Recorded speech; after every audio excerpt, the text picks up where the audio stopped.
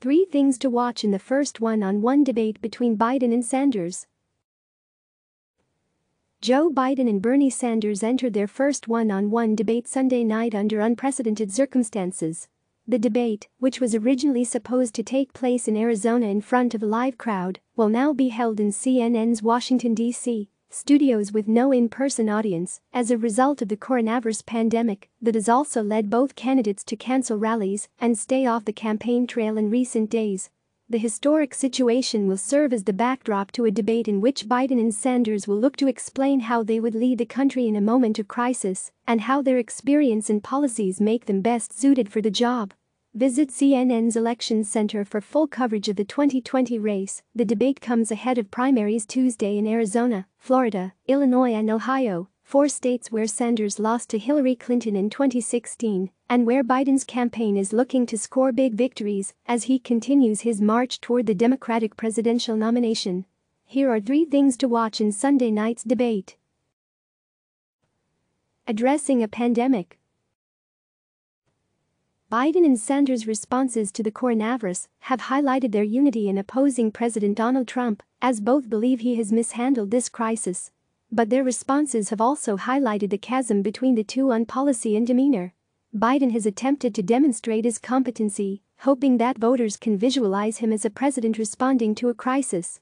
The former vice president argued in a speech on Thursday that the coronavirus laid bare the severe shortcomings of the current administration and said that he, as president, would marshal a coordinated global response to the virus, contrasting himself to Trump. He offered specific actions he would take to address the crisis. Sanders similarly delivered a response that excoriated Trump, but the Vermont senator used the moment to drive his policy proposals, including Medicare for all, and highlight the ills the United States faces that could be exacerbated by the virus. Sanders called for a moratorium on evictions, foreclosures and utility shutoffs during the coronavirus pandemic during his speech, and also pointed to pervasive problems that existed before the pandemic began. The difference in response highlights the kind of leadership each candidate has offered throughout the campaign. Biden is pledging competency that leads voters to harken back to how former presidents responded in a time of crisis, while Sanders is promising wholesale change. How will Biden balance a primary and a pivot? Biden faces a tricky balancing act as he enters Sunday night with a significant lead over Sanders in delegates. The former vice president is eager to pivot to the general election and focus on taking on Trump.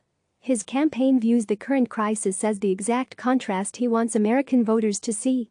Biden remaining calm, leaning on experts and proposing specific steps, while Trump claims credit for things that haven't happened and deflects blame for the slow deployment of coronavirus tests. But he can't take a potential victory over Sanders for granted, and he also can't risk alienating Sanders supporters, especially the young voters with whom he has struggled and will need to eventually win over. In a speech Tuesday night in Delaware, after his victory in Michigan and other primaries, Biden extended an olive branch to Sanders supporters. "I want to thank Bernie Sanders and his supporters for their tireless energy and passion," Biden said. He told them that there is a place in our campaign for each of you and that they share a common goal of defeating Trump. Whether Biden can continue that outreach while facing criticism from Sanders on the debate stage Sunday is a key question. Will Sanders pull his punches? Sanders speaks to reporters on Wednesday, March 11, 2020, in Burlington, VT. How aggressive Sanders is with Biden could preview how long this primary battle will last. Sanders comes into the debate with a substantial delegate deficit and a slate of tough contests ahead of him on Tuesday. As a result of the coronavirus pandemic, his campaign is currently unable to hold the large raucous rallies that have propelled his bid to date. That leaves Sunday's debate as the best opportunity for the Vermont senator to make up ground. But how Sanders approaches Biden Sunday will set the tone for the rest of the primary. Sanders signaled earlier this week that he is prepared to keep his focus on the policy differences between him and the former vice president. In a Wednesday speech where the Vermont senator was dour about his current standing, Sanders listed conversations he hoped to have with Biden at the debate, including medical debt, climate change and economic inequality. Notably not mentioned, attacks he has previously leveled against the former vice president on Social Security and his support for the Iraq War. If Sanders keeps the discussion to clear and current policy differences, that'll be welcome news to Democratic operatives who worry that a divisive fight on national television could eventually hurt Biden if he remains on track to become the Democratic nominee.